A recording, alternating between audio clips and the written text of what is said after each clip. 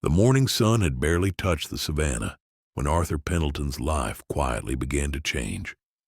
For 3 long years, silence had been his only companion, a silence thick enough to hear the echo of his own heart.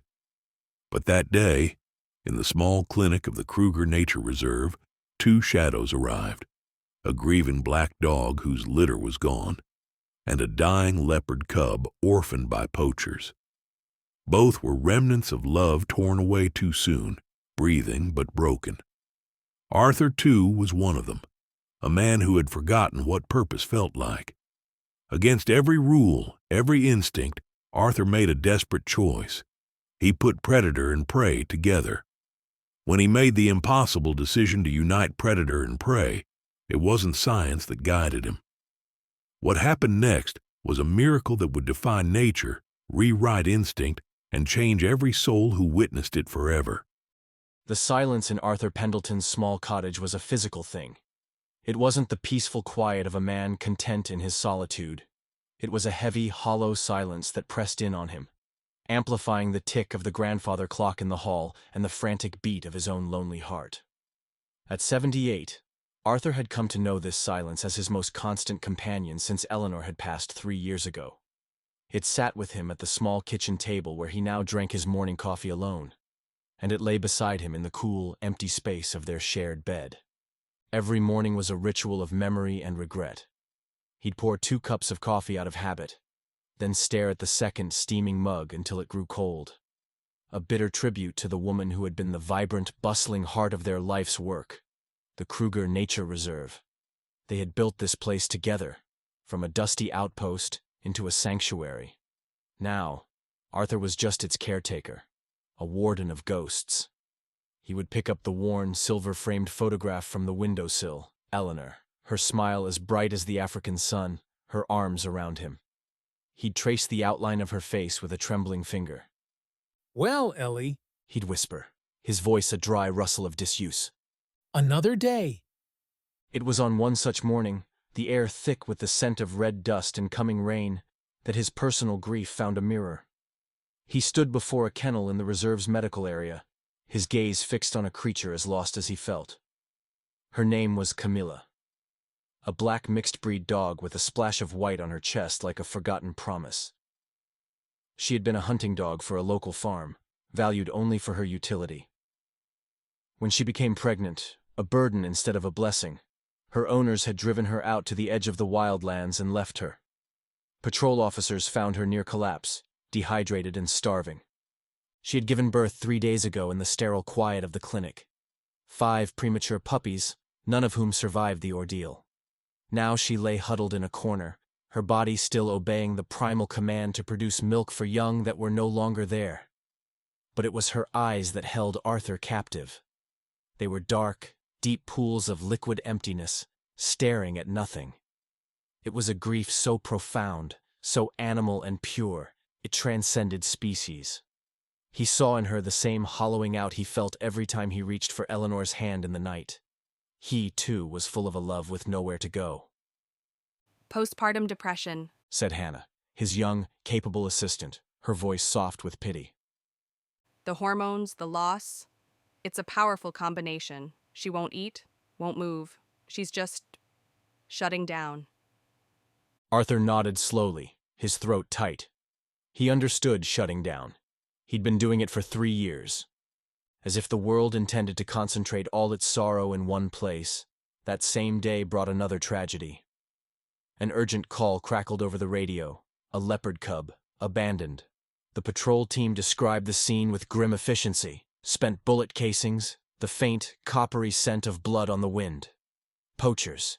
They had taken the mother for her coat, leaving her 2-week-old son to starve. When the cub arrived, he was a tiny, spotted bundle of fading life. He was named Atlas, a name far too grand for the trembling creature in the incubator. He was critically hypothermic, his small body a mere 36.1 degrees Celsius, instead of the normal 38.5. Dehydration had made his skin lose its elasticity, and a nasty infection festered in a wound on his hind leg. The medical team, led by Arthur, worked with quiet desperation. They administered intravenous fluids to battle the dehydration, broad-spectrum antibiotics for the infection, and placed him in a controlled enclosure to slowly, carefully raise his temperature.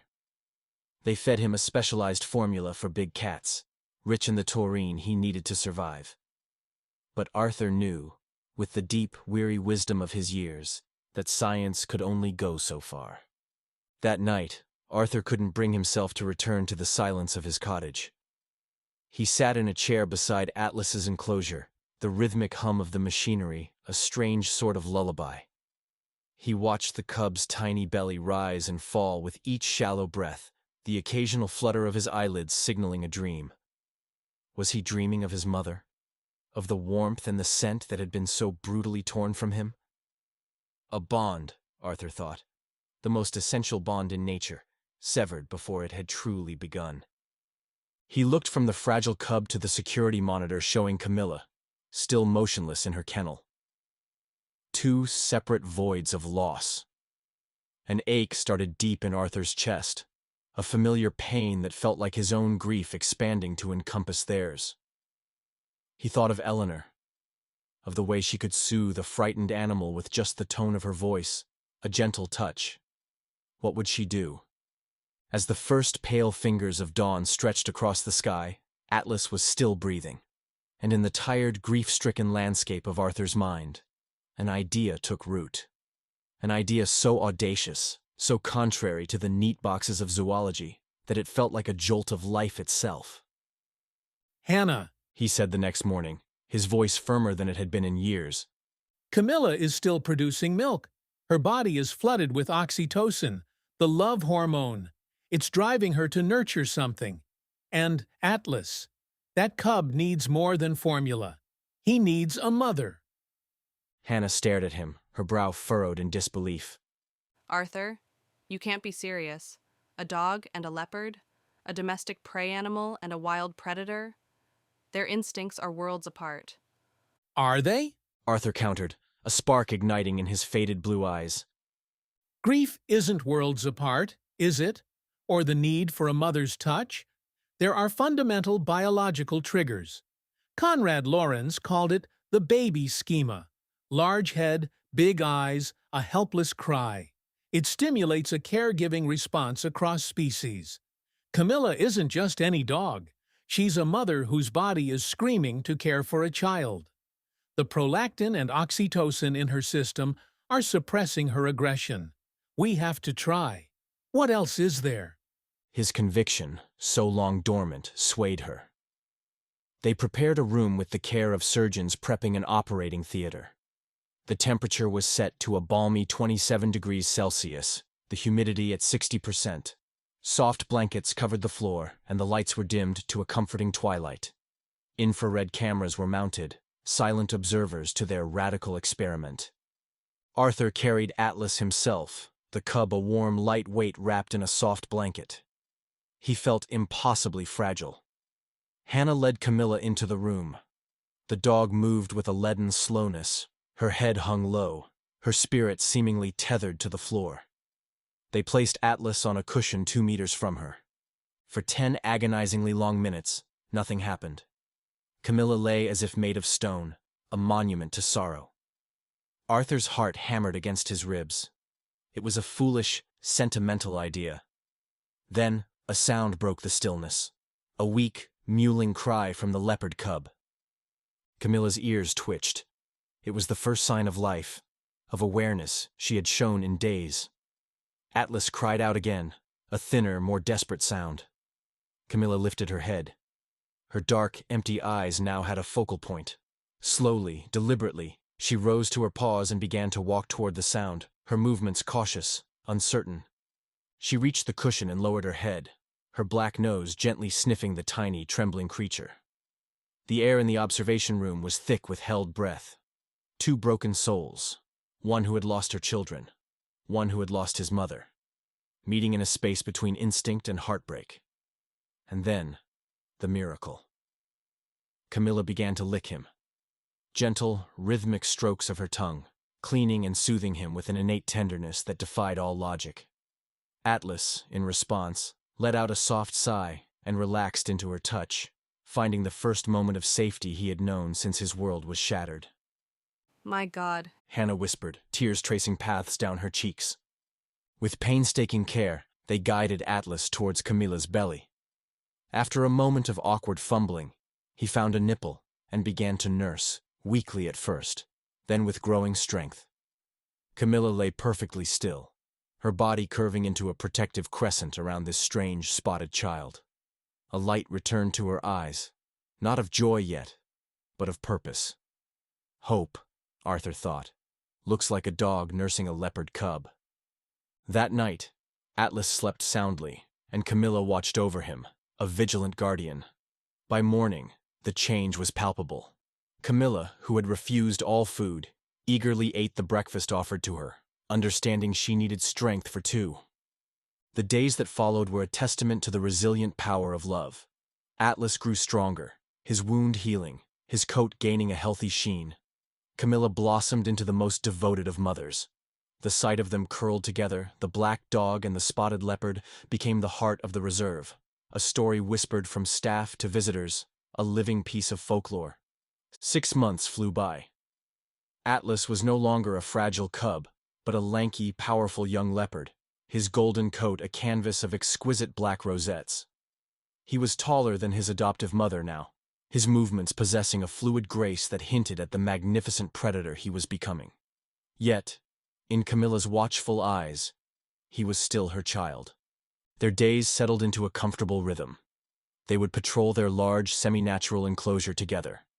Atlas would bound ahead, leaping onto a rocky outcrop, while Camilla trotted steadily behind, her ears pricked. He would playfully ambush her from behind bushes, a game that never failed to elicit a patient, tolerant sigh from the dog. She taught him to track by scent and to listen for the subtle sounds of the bush. Lessons from a dog's world that the young leopard absorbed and merged with his own feline instincts. Arthur watched them for hours, feeling a warmth spread through him that he hadn't felt since Eleanor was alive. He found himself smiling again, genuine smiles that reached his eyes. He started talking to Eleanor's photograph, not with regret, but with wonder. "You should see them, Ellie," He'd say, his voice thick with emotion. "You always said love finds a way. You were right. You were always right." But as Atlas neared 8 months old, the reality of his nature became impossible to ignore. His wild instincts were awakening. It was time for him to learn to be a leopard. "We have to prepare him for the future." Arthur announced at a team meeting, a somber tone returning to his voice. "Camilla can't teach him to hunt antelope or defend a territory from another male. We're at a crossroads." The discussion was fraught with difficult choices. Separate them completely? Introduce him to other leopards gradually? Before they could decide, an incident forced their hand. One afternoon, a caretaker brought their meal, a large portion of fresh beef. In a moment of oversight, he placed the single piece of meat between them instead of in their usual separate bowls. The rich scent filled the air. Both animals were hungry. Something shifted in Atlas.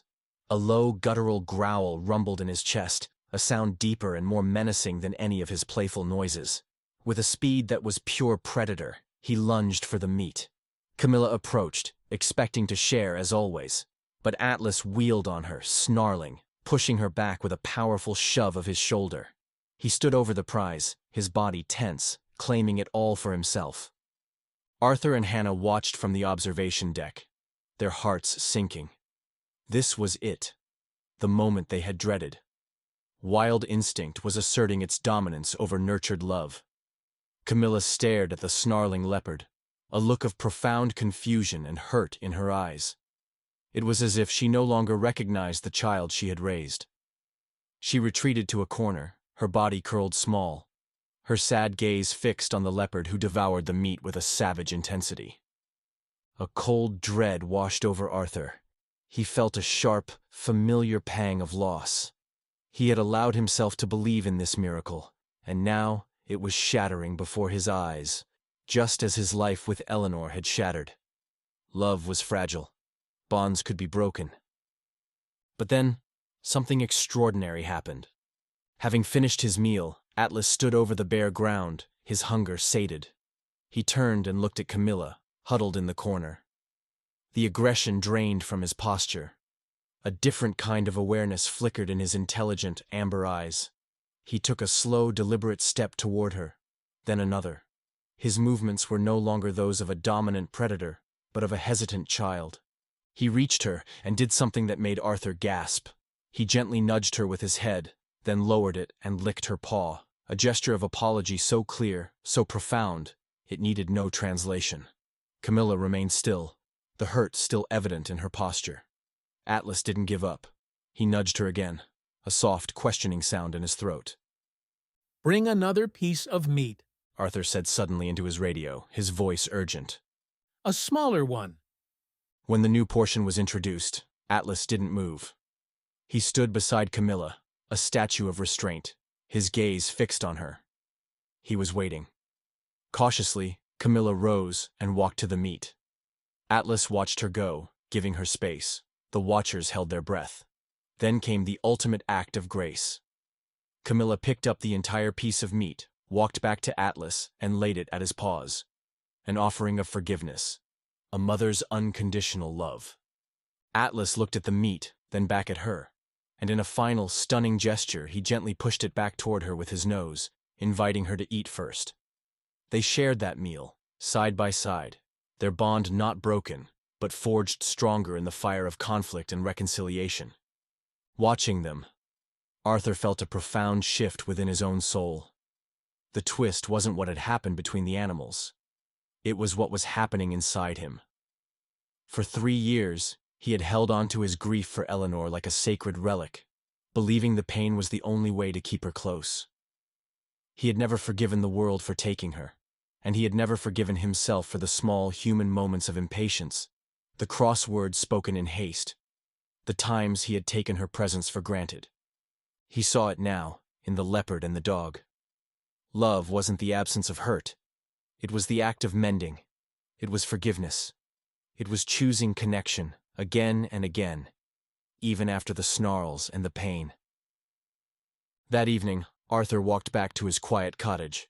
He picked up Eleanor's photograph. "I get it now, Ellie," he said, his voice cracking with a different kind of emotion. Not regret, but revelation. "I've been holding on so tight to the pain, I forgot to hold on to the love. I'm sorry. I'm ready to live in the light of our memory now, not just its shadow." He walked over to the old record player, a layer of dust on its lid, and put on a worn vinyl record. Their song, a lilting Ella Fitzgerald tune. For the first time in 3 years, music filled the silent house. And Arthur Pendleton wept, not tears of sorrow, but of release. The reserve created a new, expansive habitat for their unlikely family, a space where Atlas could be a leopard and Camilla could be his mother. Eventually, a young female leopard, another rescue, was introduced into an adjacent enclosure. Atlas was captivated, and Camilla watched with a quiet, maternal wisdom, giving him the space to become the male he was born to be. When the gate was finally opened, Atlas approached the female with a confidence that was startling, their courtship a dance of wild instinct. Yet, their story wasn't one of replacement, but of expansion. Every evening, after spending the day with his new companion, Atlas would seek out Camilla. He would walk to where she rested under an acacia tree and lie down, pressing his large, powerful body against hers. She would lick the top of his head, just as she had when he was a tiny, trembling cub, and the magnificent young leopard would let out a deep, rumbling purr of pure contentment. One evening, Arthur and Hannah sat on a rocky outcrop, watching the sun bleed across the savanna.